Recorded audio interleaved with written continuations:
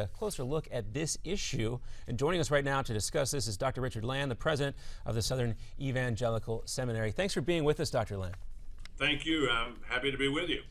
I mean, even if you're not a religious person, you hear that a local government is asking, subpoenaing, really, these copies of these sermons. It raises a lot of eyebrows. What was your reaction when you first heard about this? I couldn't believe it. My son sent it to me, and I couldn't believe it. I mean, first of all, many of us have been warning that this was coming, that the whole gay marriage thing was not about marriage. It wasn't about gay rights. It was about religious freedom, and that sooner rather than later, we were going to have this kind of thing happen.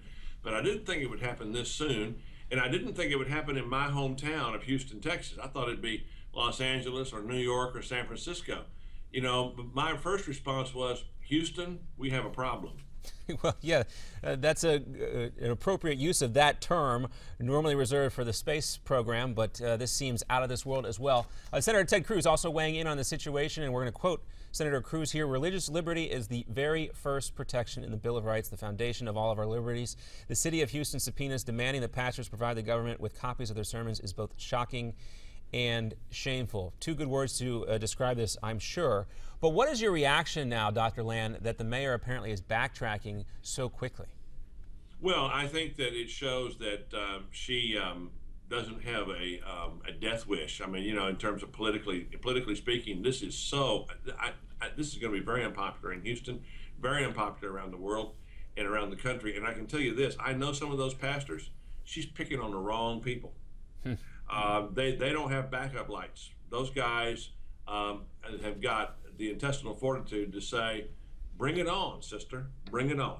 We're not going to back up 1 inch, and we're going to protect our sacred right to preach the word of God in our pulpits. And I just want to ask your listeners a question.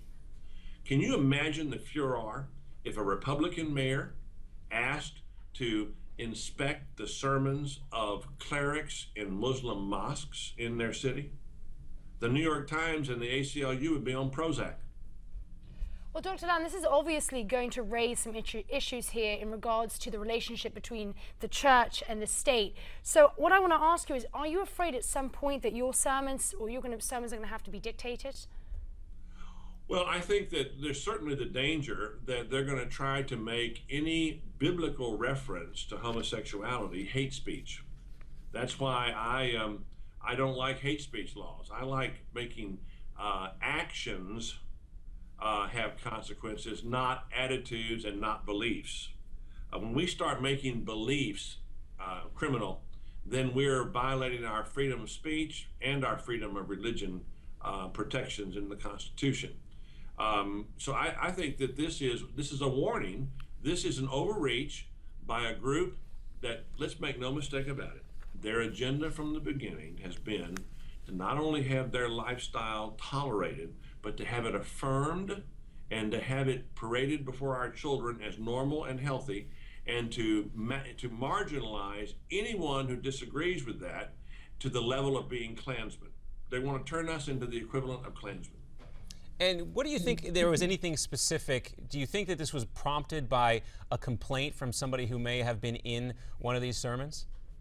No, I don't think so at all. I think this is part of this whole situation in Houston where the city council passed an ordinance, a gay rights ordinance, and part of it allows people of either gender to self-select which bathroom they want to use, so that men can choose to use the women's bathroom and vice versa. It's known as the bathroom bill.